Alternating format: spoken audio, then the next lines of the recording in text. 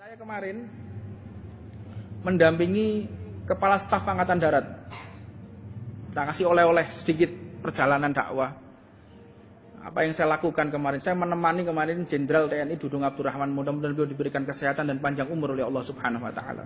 Banyak orang tidak tahu siapa sosok beliau. Banyak orang tidak mengerti.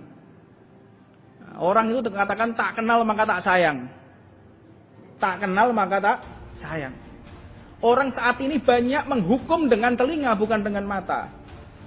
Menilai seseorang dengan telinga. Dia dengarkan dari bisikan kanan kiri, dia hukumi. Ini contoh orang-orang yang pasti akiu jongkok. Akiu jongkok, hati munafik mungkin. Wallahu a'lam. Hati yang tahu hanya Allah Subhanahu wa taala. Tapi ada ciri-ciri. Allah memberikan ciri-ciri. Kalau dia janji nggak ditepati, kalau ngomong berbohong dan lain sebagainya, dalam cirinya Rasulullah SAW disebutkan dalam hadis beliau. Hadisnya Nabi Muhammad SAW menceritakan ciri orang munafik. Dan di antara juga begitu, selalu ingkar dalam janjinya, tidak menepati janjinya. Dan kemudian saya menemani beliau. Tentu yang paling sulit menemani beliau itu menjaga hati, Pak. Sulit, setengah mati sulitnya. Karena apa? Orang kalau sudah kumpul dengan pejabat nomor 1, tentu ego itu akan naik.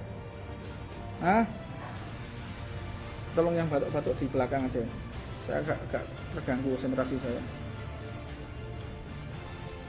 Tidak apa, karena memang sakit belakang aja.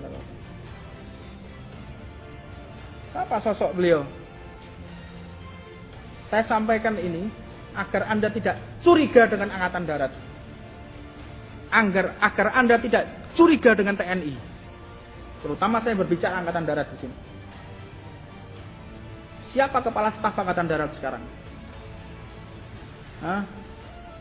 Ini kalau sudah orang mulai mencaci maki, orang sudah mulai mendiskreditkan suudon, saya akan ceritakan, saya di samping, saya nggak akan menjadi setan bisu. Mendiamkan, membiarkan kebaikan yang saya lihat, setan bisu itu namanya. Saya kenal beliau sekitar tahun 2018, pertama kali ketemu. Saat beliau bintang 1 non-job, tidak ada jabatan. Pada saat itu saya buka bersama, bertemu dengan beliau di Mabes TNI. Setelah itu kemudian ketemu lagi di Kodam Jaya, beliau sebagai Pangdam. Sering komunikasi kami, bagaimana komunikasi. Saya diberikan kesempatan untuk ngajar di pembinaan mental di Kodam Jaya. Saya khutbah Jumat, di situ ada pertanyaan fikih yang harus saya jawab dari para tentara. Bib, kami ini tentara. Bagaimana kalau saat kami ini tugas pakaian kotor, saya harus di hutan, saya ngejar OPM, saya ngejar GAM, mau nggak mau saya kencing di situ. Kadang saya nggak istinja, nggak ada air, jadi pakai daun. Sisa kotoran masih nempel di celana dalam saya. Selama berapa hari? 4 bulan sampai 5 bulan kadang-kadang. Perjuangan TNI untuk menjaga NKRI. Anda kadang nggak paham. Di balik amannya kota Tuban, di balik amannya Jawa Timur, di balik amannya Pulau Jawa, dan di balik amannya Indonesia, ada sosok manusia TNI Polri yang mempertaruhkan nyawanya untuk menjaga kita. Mereka punya anak loh, Pak. Mereka punya anak, punya istri. Mereka mempertaruhkan nyawanya dan siap anak istrinya menjadi janda, anaknya menjadi yatim kalau kenapa-kenapa. Dan tidak sedikit jumlahnya. Makanya kadang-kadang kita harus paham betul. Cintai TNI Polri, doakan di dalam tengah-tengah tahajud kita. Di dalam sholat kita doakan mereka. Nah kemudian saya akan menceritakan agar tidak gagal paham. Di antaranya, beliau ini sering memberikan kesempatan kepada saya untuk ceramah khutbah di satuan manapun. Itu kayaknya kurang bertakwa kepada Allah. Ke sana ya, ke sini ya. Nggak ada masalah politis, Pak. Kalau masalah politik jangan ngomong sama saya bukan orang politik. Saya nggak ngerti politik. Ngomong sama yang lainnya. Ngomong sama saya halal haram kitab, ngomong sama saya. Masalah politik itu urusan mereka. Saya nggak urus. Beliau terlibat politik, beliau nggak ngurus. Saya nggak perlu. Keperluan saya hanya menyampaikan syariat Allah sampai kepada mereka dan kepada para pasukan untuk mengenal Allah Subhanahu wa taala, untuk mengerti siapa Nabi Muhammad sallallahu alaihi wasallam. Enggak ada urusannya. Nah, saya akan bongkar. Saya tidak akan menjadi setan bisu. Dan sebetulnya ini untuk konsumsi publik, konsumsi pribadi, bukan untuk konsumsi publik. Man saya bongkar karena saya khawatir banyaknya cercaan. Saya mau tanya, apa ada di antara kita yang sudah mengislamkan 100 orang di sini? Saya mau tanya. Termasuk saya pun belum. Saya berangkat dari Jakarta menuju ke Jayapura. Setelah dari Jayapura saya ke Manokwari. Dari Manokwari saya ke Kodam Hasanuddin, kemudian ke Kodam Merdeka. Saya masuk ke Palu, Bandara Sis Al Jufri, kemudian masuk lagi di Medan Operasi Poso. Saya naik helikopter lagi menuju ke Poso. Banyak hal. Singkat cerita, itu perjalanan saya kemarin. Makanya di dalam majelis saya sampai terlambat karena begitu padatnya jadwal. Saya akan cerita. Beliau di sela-sela kunjungannya ada orang-orang Timor yang sudah memerdekakan diri. Papua Nugini merdeka sudah. Beliau pernah tugas di Timur. Datang perwakilan 5 orang. Mohon izin Bapak Kasat, saya anak-anaknya Bapak Kasat. Kaget saya, ini orang Timur. Orang mana sampean? Ini saksi hidup, mata kepala saya yang melihat. Bagaimana kondisi Anda? Alhamdulillah Bapak. Ini saya lihat ini orang-orang non muslim semua. Orang non muslim ini. Belum merata. Lihat tanya. Anda siapa Pak?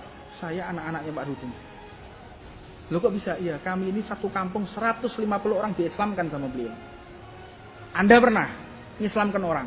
Apa yang Anda perbuat untuk Islam? Perbuatan apa yang Anda lakukan untuk Islam? Saya mau tanya. Kadang mencaci maki orang. Hah? Setiap kota yang saya singgahi, beliau punya lebih dari 100 sampai 200 anak yatim.